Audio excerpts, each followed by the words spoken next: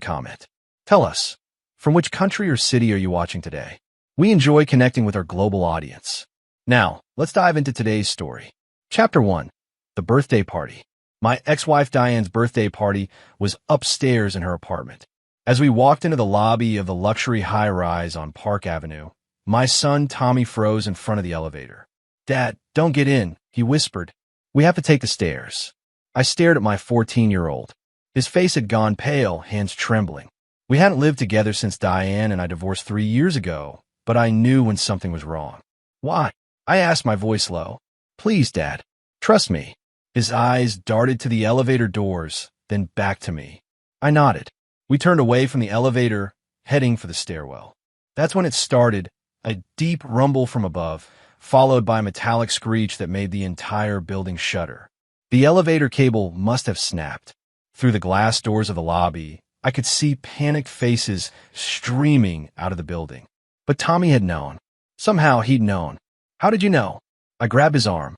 "Weren't you telling me?" He would meet my eyes. Mom's been planning something with Mr. Caldwell.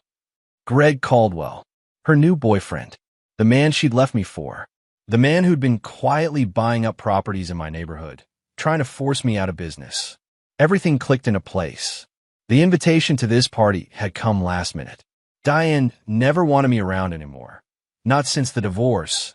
Not since she'd taken half my construction company in the settlement. But suddenly she'd insisted I come, bringing Tommy. She wanted us in that elevator, I said, more to myself than to Tommy.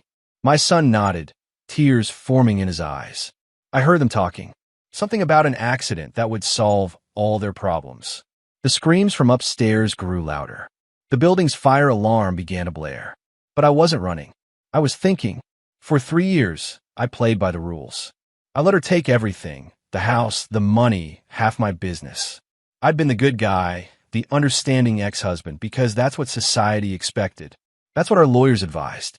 No more. Call 911. I told Tommy, pulling out my phone. Tell them about the elevator. Make them investigate.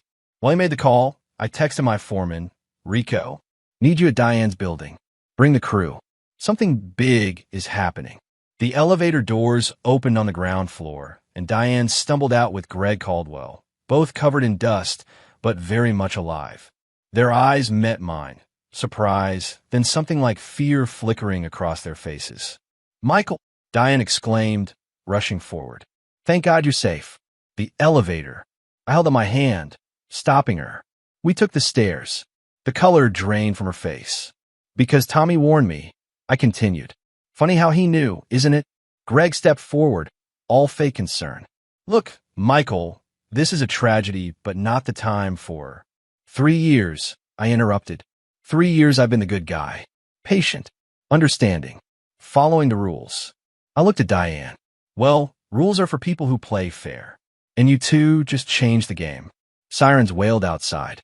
Tommy had finished his call and was watching us with wide eyes. "I don't know what you think we did," Diane started, but I was already walking away. "Tell it to the investigators." I called back. "They're going to be very interested in that elevator." Outside, Rico and my crew were pulling up in our trucks. I climbed in my F-150, Tommy beside me. "Dad," Tommy's voice was small. "What are we going to do?" I started the engine, watching through the rearview mirror as police officers began questioning Diane and Greg. "We're going to show them what happens when you cross Michael Burke," I said. "And by the time I'm done, they'll wish they'd died in that elevator." Chapter 2. The Blueprint. The Burke Construction headquarters was a modest 2-story building in Brooklyn, but to me, it might as well have been the Pentagon. This was my war room, built with my own hands, brick by brick. Even Diane's divorce couldn't take this from me. I made sure of that. I sent Tommy home with Rico's wife, promising I'd explain everything later. He was a good kid, caught in the middle of something that would destroy whatever remained of his childhood. But he'd made his choice when he tried to save me. My office had changed since the divorce. The family photos were gone, replaced by blueprints and schematics of my current projects. I pulled out the files on Greg Caldwell's real estate empire. The man was a vulture. While I've been focused on honest construction work, he'd been buying foreclosed properties, flipping them, and squeezing out long-time residents. He'd started targeting my neighborhood 6 months ago, trying to force me to sell so he could redevelop the area. But vultures are predictable, and Greg had made one critical mistake. He'd underestimated me. My phone rang. Rico, boss, you won't believe what I found in the security footage. Tell me.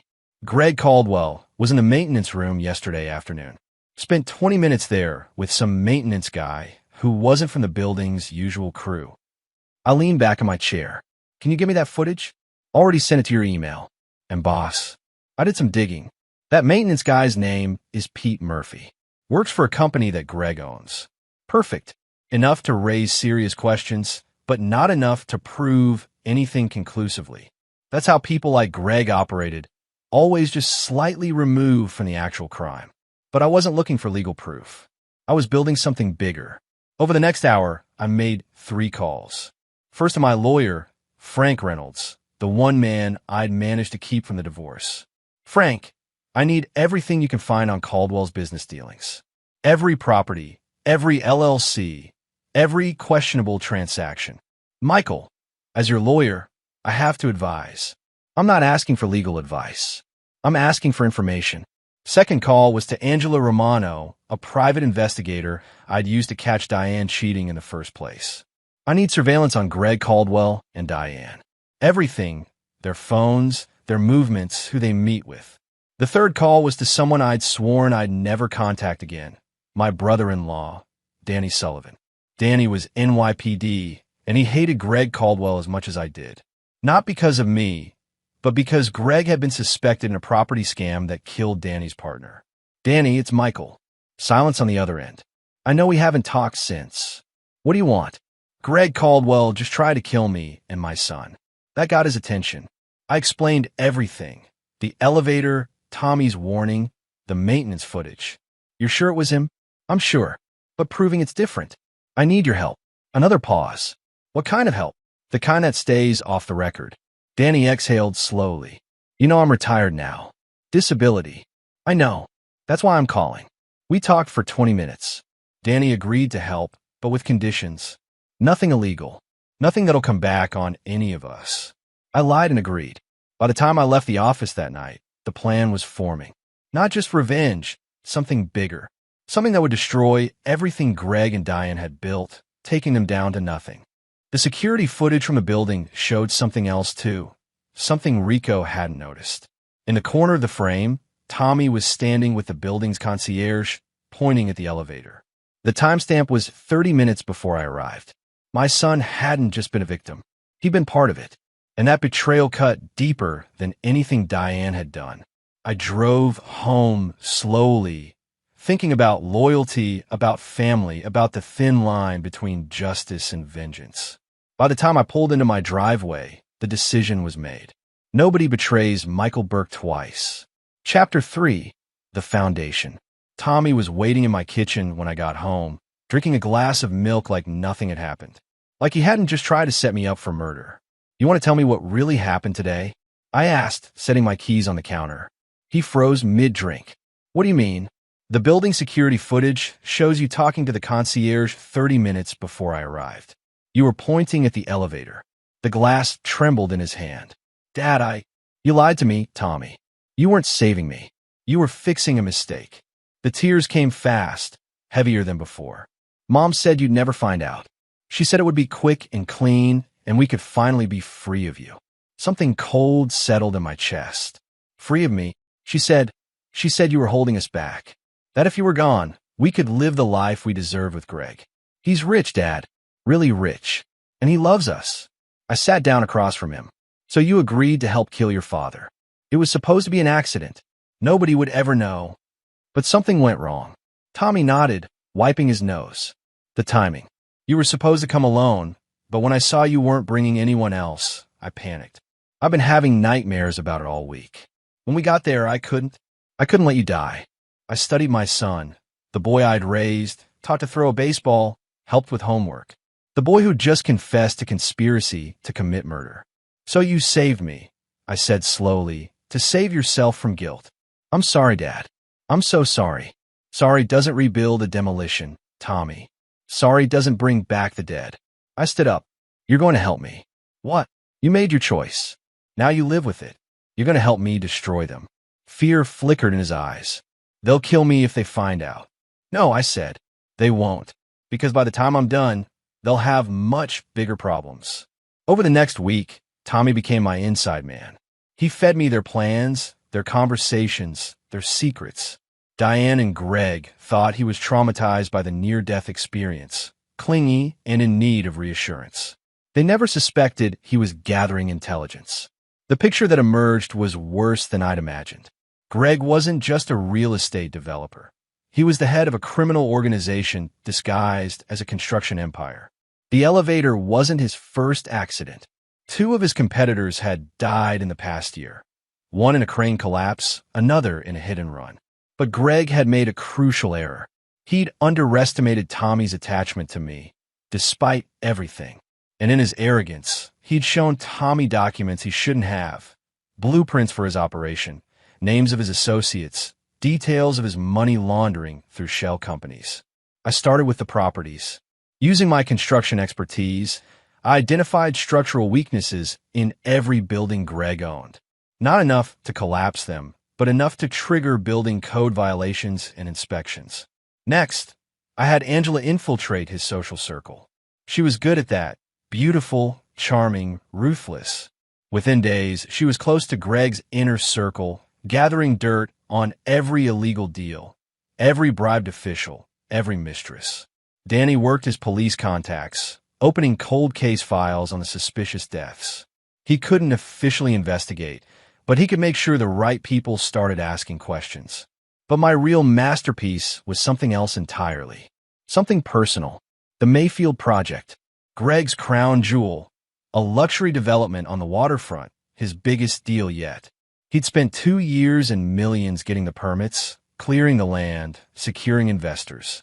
The project was supposed to make him legitimate, transform him from criminal to respected businessman.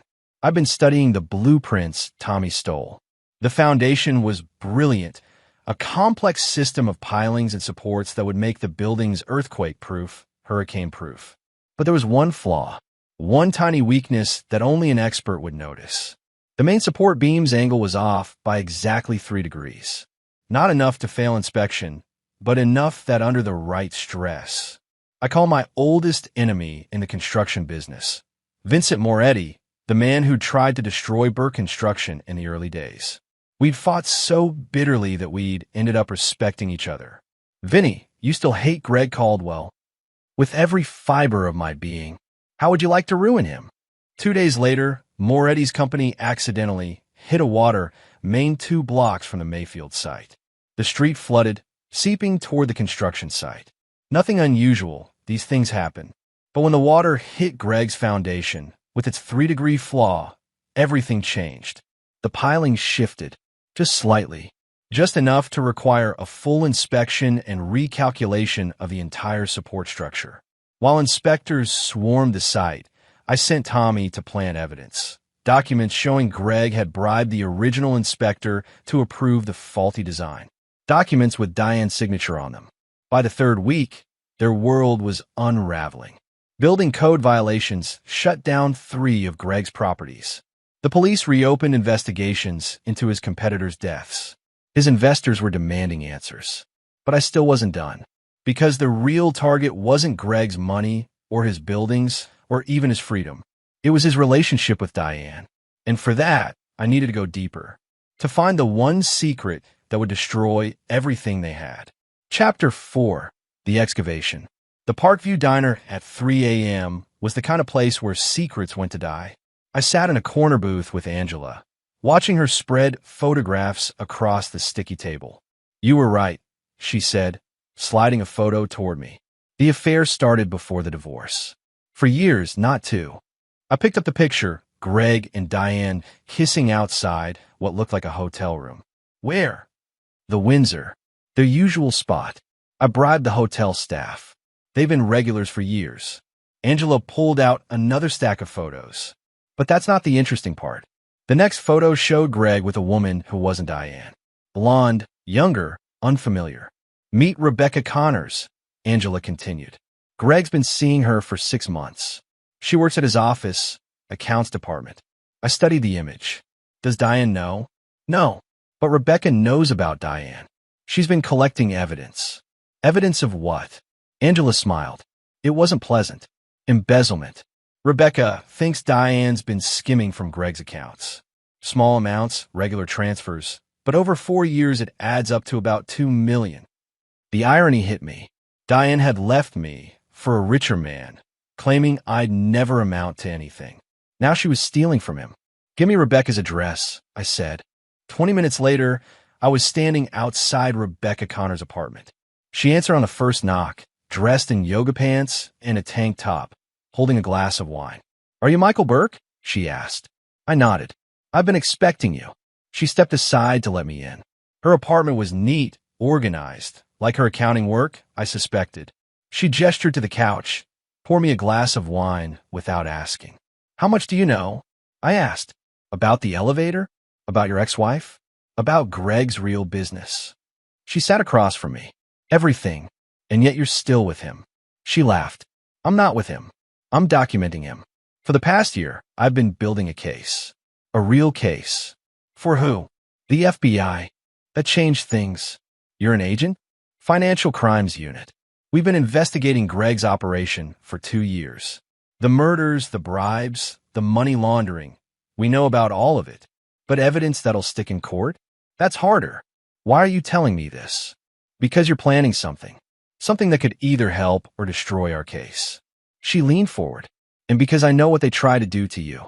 We talked for 2 hours.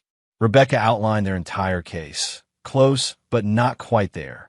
They had suspicions, patterns, but no smoking gun. Diane skimming could be it, she said. If I can prove Greg knew and use it to control her, it opens up everything. How can I help? Get me inside Tommy's head. He knows things he probably doesn't even realize he knows.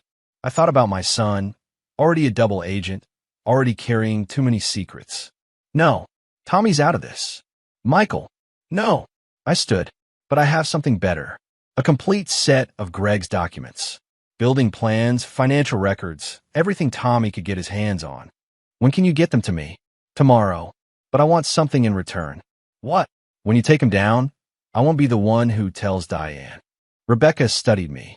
You've gone past revenge, haven't you? This is personal. It was always personal. The next morning, I met Tommy at a coffee shop near his school.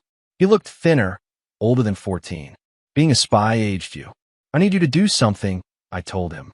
Tonight, I need you to copy every file on Greg's computer. Everything.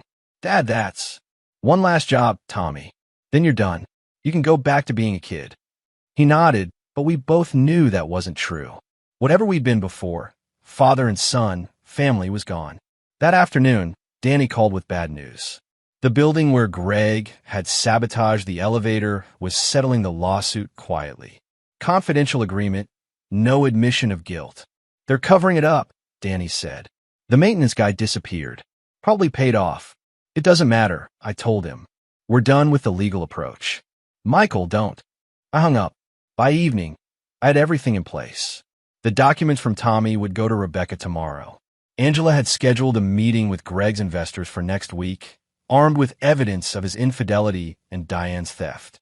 The Mayfield project was still shut down, hemorrhaging money daily. But the real blow was coming. At midnight, I was with my crew at an abandoned warehouse Greg owned. The place where, according to Rebecca's intel, he stored his most sensitive documents, the ones that could send him to prison. Boss, you sure about this? Rico asked as we approached with our equipment. I'm sure. We didn't need a break-in. Greg's security was good, but not good enough for someone who'd built half the buildings in the city. We entered through an old maintenance shaft, bypassing the cameras and alarms. The documents were exactly where Rebecca said they'd be. But as I loaded them into boxes, I found something else, something that changed everything. A file labeled Burke Residential. My old housing development, the one I'd lost in the divorce. Inside were contracts, emails, surveillance photos. Greg had been planning this for years. The affair with Diane wasn't passion, it was strategy. He'd seduced her away from me, used the divorce to weaken my business, then systematically destroyed my reputation with contractors and suppliers. The elevator wasn't his first attempt on my life. It was his third, and all of it Every penny, every scheme, every murder was designed for one purpose: to take over my business empire and destroy the man who'd once humiliated him in a bid for a city contract 20 years ago. I'd forgotten about that contract. He hadn't. As I loaded the last box into our truck, I heard footsteps. Greg emerged from the shadows, gun in hand, Diane beside him. "You should have died in that elevator," he said. I smiled. "Funny. I was just thinking the same thing about you." The police swarmed in from every entrance, Rebecca at their head with her FBI badge. "Gregory Caldwell," she announced, "you're under arrest." Chapter 5. The Aftershock. The FBI raid hit like a tsunami. By morning, every news station was covering Greg Caldwell's downfall. The construction mogul revealed as a criminal mastermind, his empire built on blood and bribes.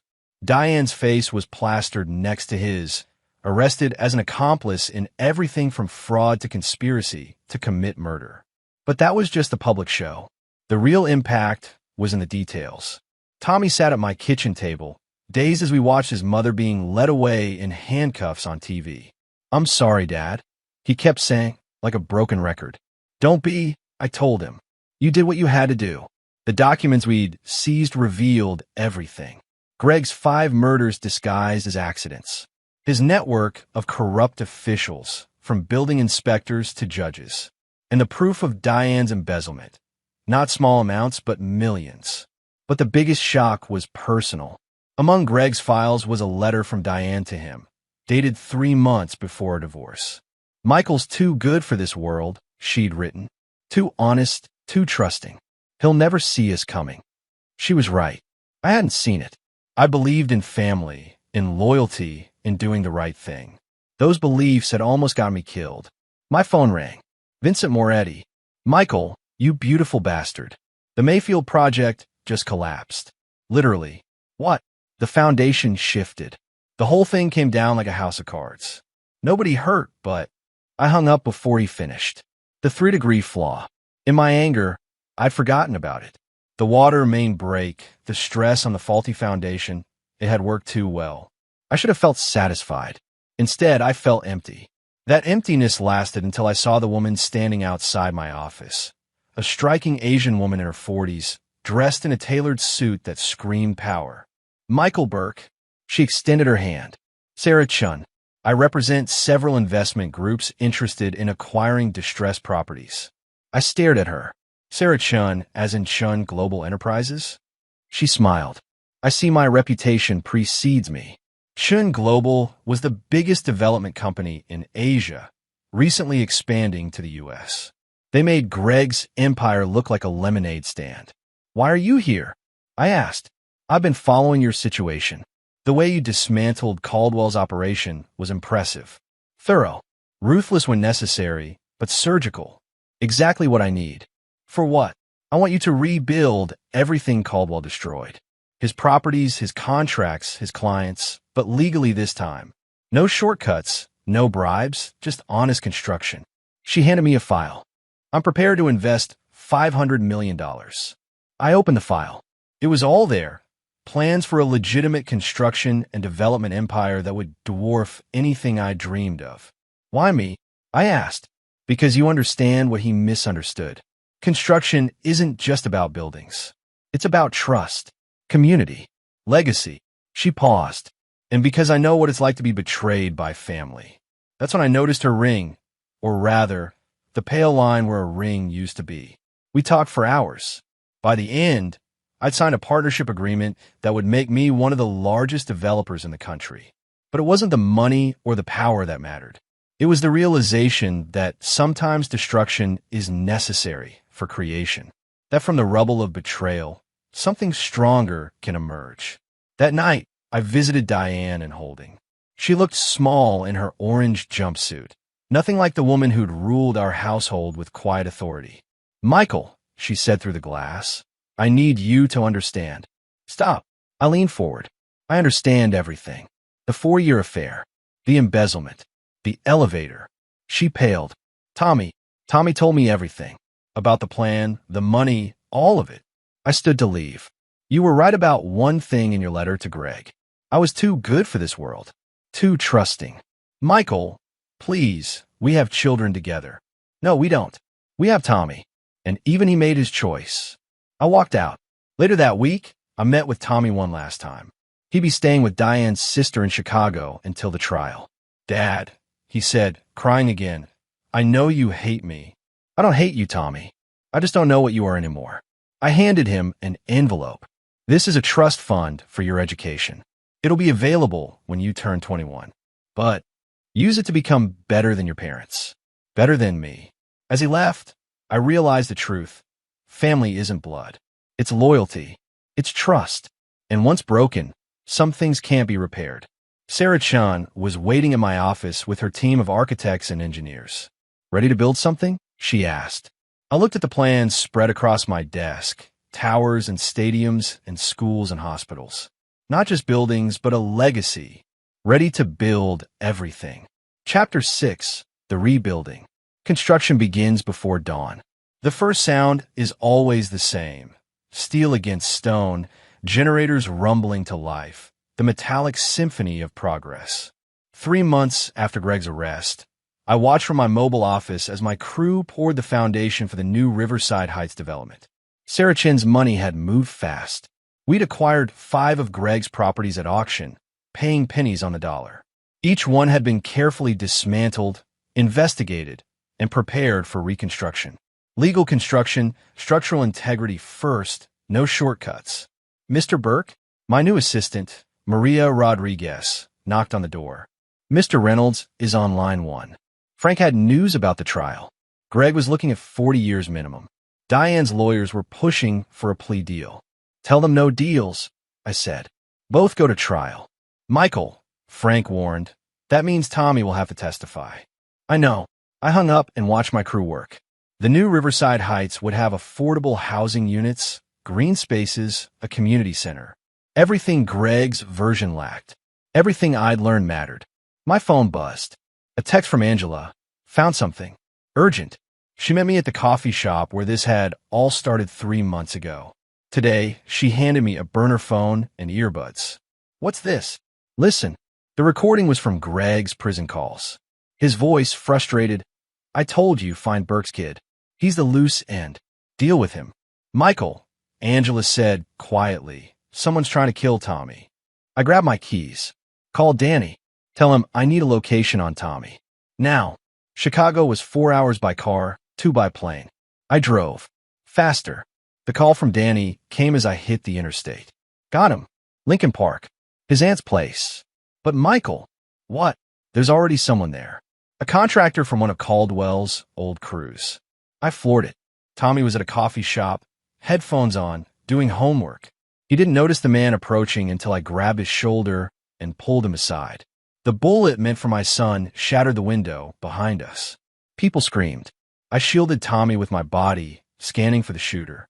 There, across the street, retreating into an alley. Dad! Tommy's voice was small again, like the night in the elevator lobby.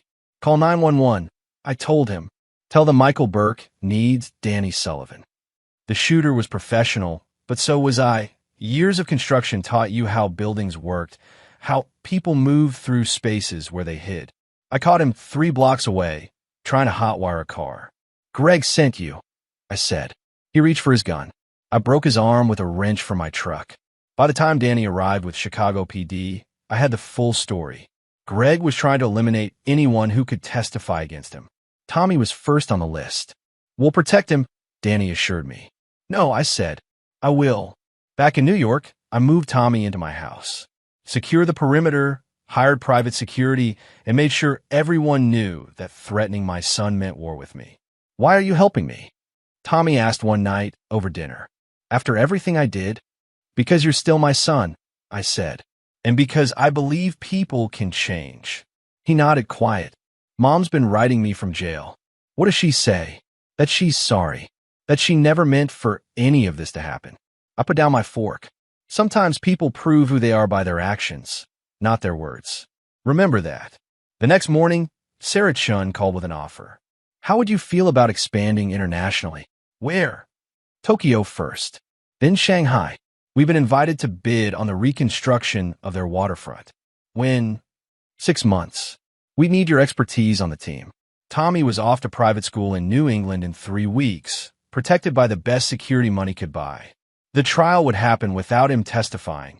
Angela had found enough evidence to bury Greg and Diane without needing my son. I looked at the plans spread across my desk. Buildings in Tokyo, bridges in Shanghai, entire neighborhoods redesigned from the ground up. I'll do it, I told Sarah. Good. There's one more thing. She paused. The investors want to know if you'd consider taking the company public. Burke Global Construction. Burke Global. Not Shun, not Berkshin, but Burke. Let me think about it. I didn't need to think. The answer was yes. 3 weeks later, I stood at the airport with Tommy.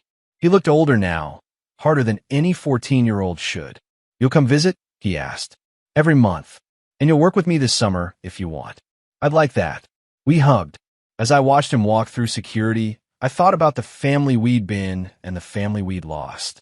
About loyalty and betrayal and the thin line between revenge and justice. My phone buzzed. Vincent Moretti, heard you're going global. Need a competitor? I smiled and called him back.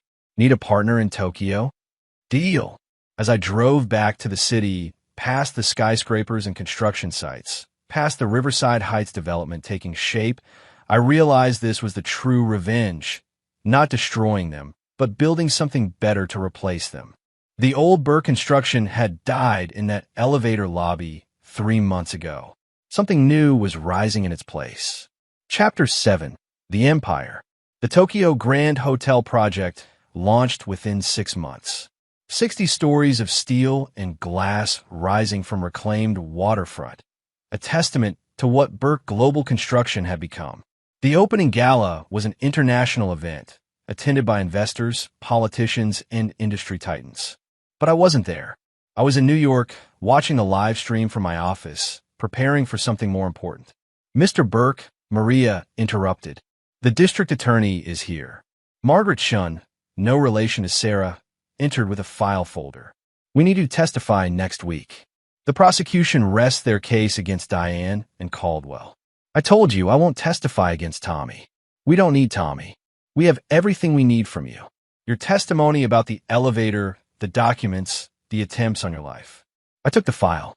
Inside were photos of Greg and Diane during the trial, both trying to maintain their dignity while their world crumbled. One condition, I said. I want to give my victim impact statement. She nodded. The judge already approved it. That night I wrote it. Not about the money or the betrayal or even the murder attempts. About something deeper. The trial was in its 8th week when I took the stand. The courtroom was packed. Media, investors, former employees, Tommy sitting with his therapist. Tell the court, the prosecutor said, how the defendant's actions affected your life. I looked at Diane, still beautiful even in her orange jumpsuit. At Greg, the man who'd wanted to be me so badly he'd try to kill me. For 20 years, I built things I began. Honest buildings where people lived and worked. I believed in doing things the right way. I trusted people, including my wife. Diane wouldn't meet my eyes. When I discovered the affair, I tried to be reasonable. I let Diane take half of everything. I tried to co-parent. I thought that was the honorable thing to do. Now I looked at Greg. You saw that as weakness. You saw my decency as something to exploit. The prosecutor let me tell the whole story. The 4-year affair, the systematic destruction of my business, the elevator's sabotage. But the thing that hurt most wasn't the betrayal or the murder attempt. It was my son, a boy I'd raised to know right from wrong. They corrupted him, turned him into someone who could participate in my murder. Tommy was crying now. Good. Let him feel it. You took a family and turned it into a weapon against itself. For that, I hope you both rot in prison forever. The judge thanked me. Greg's lawyer looked pale. Diane's was whispering frantically to her. Outside the courthouse, I found Tommy sitting on the steps. Can I ride with you? He asked. In the car, he was quiet until we hit the bridge. Do you hate me? No. Do you love me? I thought about that.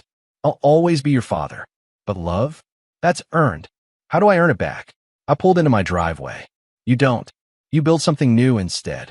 The next morning, Sarachin called. The board voted. Burke Global Construction is going public at a $30 billion valuation. When? 6 months. There's a condition, though. What? The investors want you to step down as CEO. Take a chairman role instead. I laughed. Why? They think you're too emotionally volatile. The trial, the revenge plot, the public destruction of your enemies, they're old school. They like stable leadership. Tell them no. Michael, tell them I'll sell them the company instead. All of it. For $40 billion. Silence. Then, you're serious. Dead serious. I built enough buildings. Time to build something else. The sale took 3 weeks.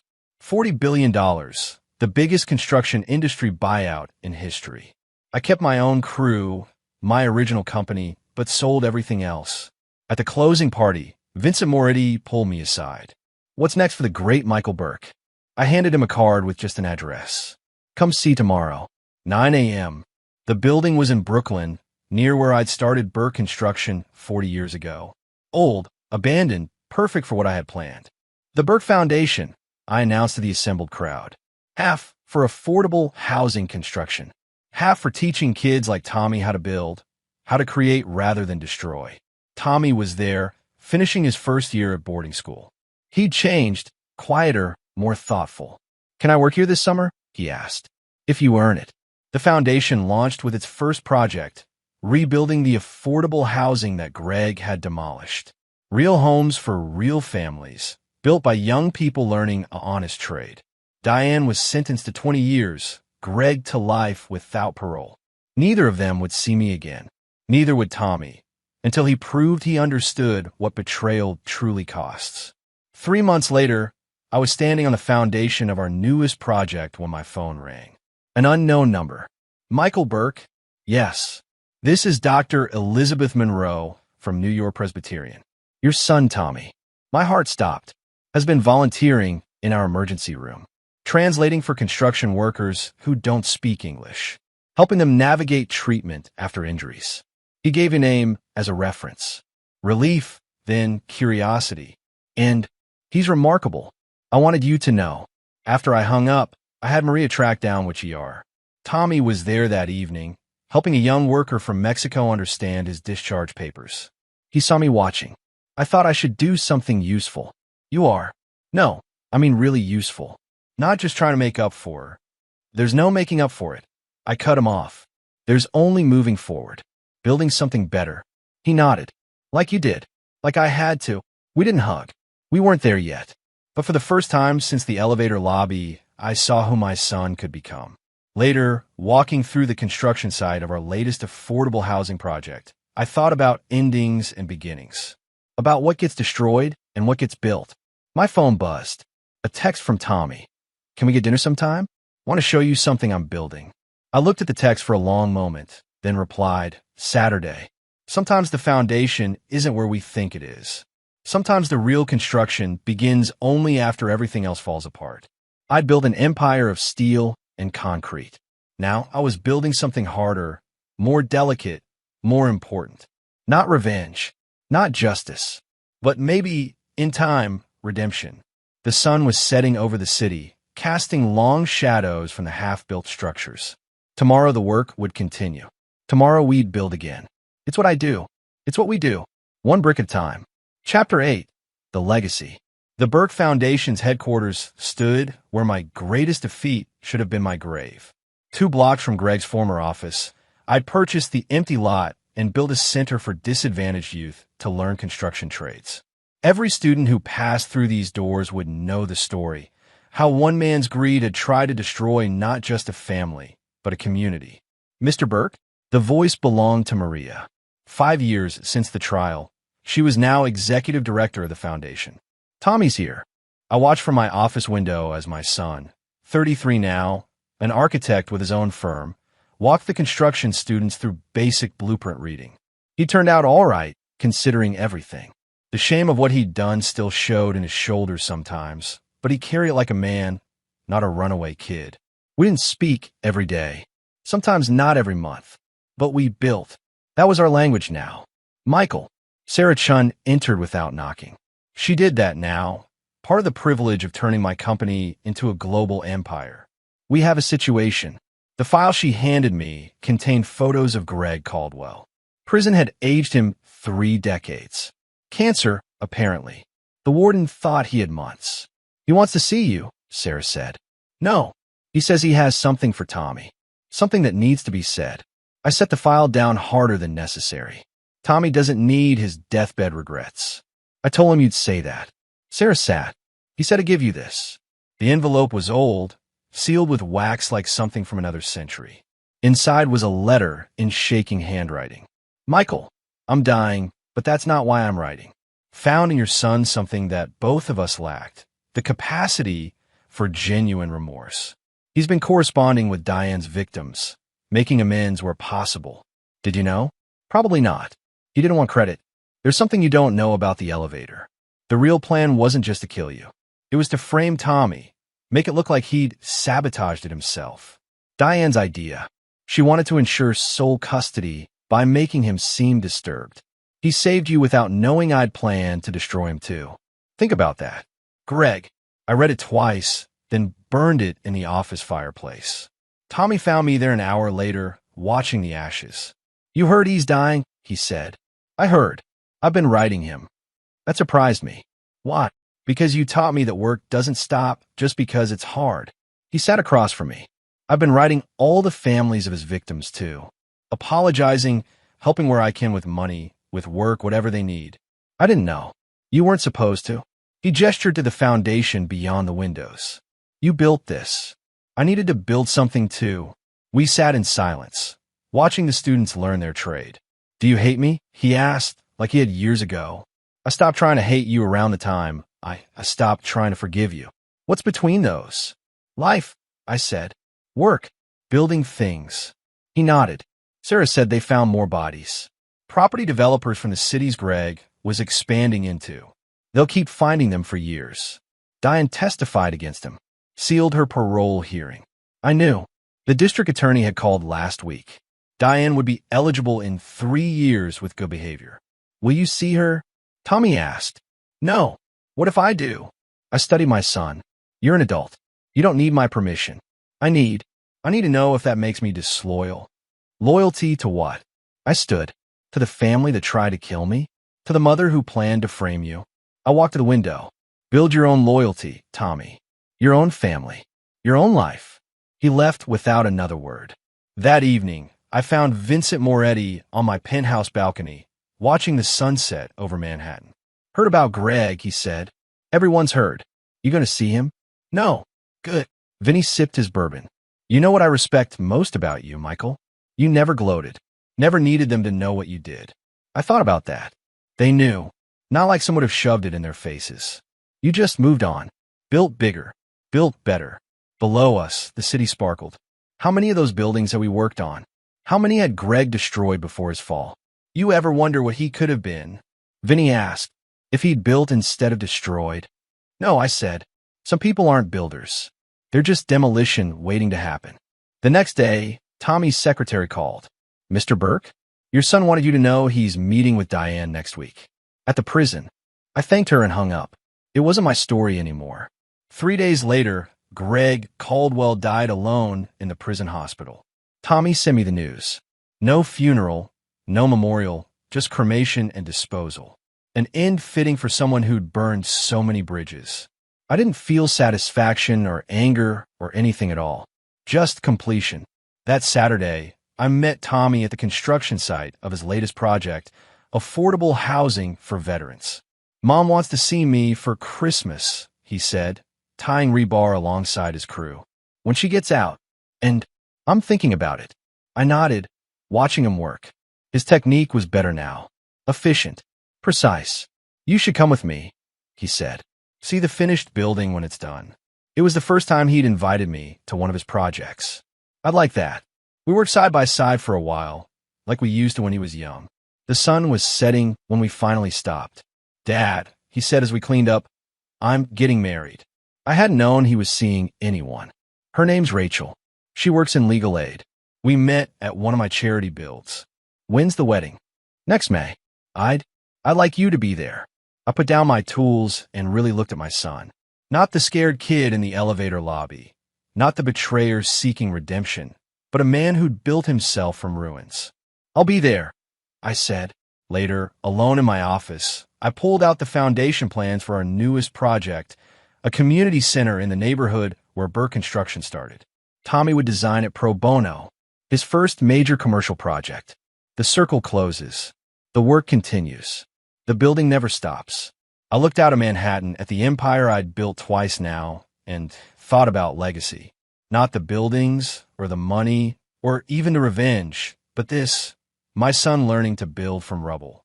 Learning that sometimes you have to destroy everything to create something true. I picked up the phone and called the Burke Foundation's admissions office. Next semester, I said, I want to teach a class. For the new students. What about building? Not just with bricks and mortar. With people too. Because in the end, that's the only construction that matters. The only foundation that lasts. The only revenge worth taking is to build something better where they tried to destroy you. And that's exactly what I did. Chapter 9. The Cornerstone. Tommy's wedding was held at sunset in the sculpture garden of his latest project, a mixed-income housing development that would become a model for the entire country. As I walked my son down the aisle, no mother to give him away, I thought about all the buildings we'd constructed and destroyed, and how this moment felt like finally putting down the last foundation stone. Rachel was exactly right for him. A legal aid attorney who'd grown up in the projects Tommy was now rebuilding. Her eyes had the same careful intelligence as Sarah Chen's, the same understanding that real power comes from knowing when to build and when to walk away. After the ceremony, Vincent Moretti found me at the bar. Her dying got out last week, he said. So I'm told.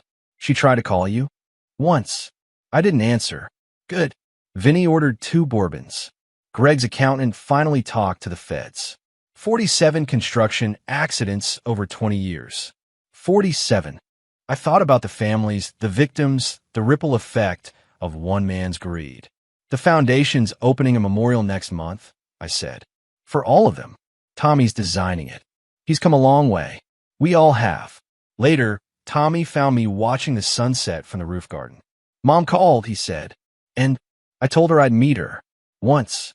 On neutral ground. Your choice. She wants to see you too. I shook my head. Some things don't need to be rebuilt. He nodded, understanding. I showed her the wedding invitation. She cried. They always do. We stood in silence, watching the city lights blink on. You know what I realized? Tommy said, we're not a family anymore. Not like we were. No, but we built something else. Something cleaner. I thought about that.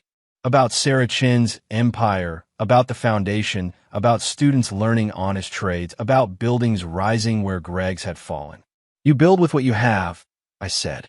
Sometimes that's love, sometimes hate, sometimes just determination to prove everyone wrong. Which was it for you? I considered. All of them. Tommy left to find his bride, and I found Sarah Chun smoking on a fire escape. Still doing that? I asked, sitting beside her. Only at weddings. And board meetings. She exhaled. Speaking of which, the Tokyo branch wants you to consult on their next project. Tell them no. I did. They're offering ridiculous money. Still no. She studied me. Done building. Done with buildings. I gestured to the wedding below, to the city spreading in all directions. Time for something else. Like what? Like watching what grows from the seeds we've planted. A month later, I stood at the memorial Tommy designed, a spiral of white stone carved with names, surrounded by a garden where visitors could sit and remember. The families came, one by one, to touch the names of their lost ones. Some told me their stories. All thanked Tommy for remembering. Diane came too, at the very end, unrecognized in a scarf and sunglasses. She found the name of my foreman from 20 years ago, one of Greg's first victims, and placed flowers there. I watched from my office window as she knelt, shoulders shaking. After a while, Tommy went to her, helped at her feet, walked her to a bench. They talked for an hour. When she left, he came to find me. She wanted to apologize, he said. For which part? All of it. The affair, the divorce, the elevator. He paused, planning to frame me. I already knew about that. Greg told me. Before he died. Said she wanted sole custody. Wanted to make you think I was unstable. And yet you still talk to her. Because holding on to hate is exhausting. He sat in the chair across from my desk. She's sick, Dad. Cancer like Greg. Maybe they deserved each other, even in that. I thought about justice, about karma, about buildings falling and rising. Will you see her again? No. Today was it. Closure. Good. After he left, I pulled out the old blueprints of Greg's failed projects and burned them, one by one, in the fireplace. The paper curled and blackened, turning to ash. Sarah Chun called as the last blueprint caught fire. The board wants to name the Tokyo building after you, she said. Tell them to name it after their children instead. Let the next generation build their own legacy. Michael Burke, philosopher. Michael Burke retired. That night, I had dinner with Vincent, Danny, and Angela, my unlikely team, still meeting years after our war with Greg. What's the foundation's next project? Danny asked. Teaching kids to build, I said. Not just houses, honest businesses, strong families, communities that last. Sounds boring, Vincent said. After 47 murders? I raised my glass. Boring sounds perfect. In bed that night, alone in my penthouse, I never remarried, never wanted to. I dreamed about the elevator. But this time, I was watching from above as the sabotage car plummeted, taking Greg and Diane with it. Tommy sat beside me, pointing out the flaws in the engineering. I woke knowing it was just a dream. Reality was better anyway. The next morning, Maria found me studying the foundation class roster for fall. 47 students enrolled, she said. Twice what we expected. Good. Time to teach them what I learned. The hard way. About construction. About everything. At noon, I took my first ever lunch break at the local diner. Outside, I watched crews working on Tommy's latest project, the memorial gleaming white in the sunlight, the city continuing its endless process of destruction and renewal. A text from Tommy. Dad, Rachel's pregnant. Due in May. I stared at the message for a long time, then called him. You're sure it's yours? I asked. He laughed. Yes, Dad. We've been married a year. Just checking. Can't be too careful these days. I learned from the best. After I hung up, I realized something had shifted. For the first time in 30 years, I wasn't planning revenge or building towards some future satisfaction. I was just content. The Burke Foundation would continue. Tommy would raise his child to build, not destroy. Sarah Chin's empire would grow, creating jobs and homes across continents. Diane would live out her remaining years in whatever peace cancer allowed. And me? I'd teach. I'd remember. I'd make sure the next generation understood that some foundations can't be rebuilt, but that doesn't mean you stop building. In the distance, a new tower was rising where Greg's office once stood. Not one of mine, not Tommy's, just another anonymous building in the endless cycle of construction. That was fine. We'd built what needed to be built. Sometimes you win by outlasting your enemies. Sometimes by destroying them. Sometimes just by surviving their attempts to destroy you and growing stronger from the cracks. I learned all three. Taught them all. And now, watching the city build itself anew, I finally understood what my father tried to tell me 40 years ago. The best revenge isn't destruction. It's creation. Build well. Build true. And if someone tries to tear down what you've built, build it stronger the next time. That's not forgiveness. It's not forgetting. It's just the way the world works, one brick at a time. One life at a time. One foundation at a time. The cornerstone is always the hardest to place, but once it's set, everything else follows. Mine is set now. The building can begin. And there you have it. Another story comes to an end. What did you think? I'd love to hear your thoughts in the comments below. If you enjoy this story, consider joining our community by subscribing. It means the world to us. For more stories like this one, check out the recommended videos on screen. And I'll see you there.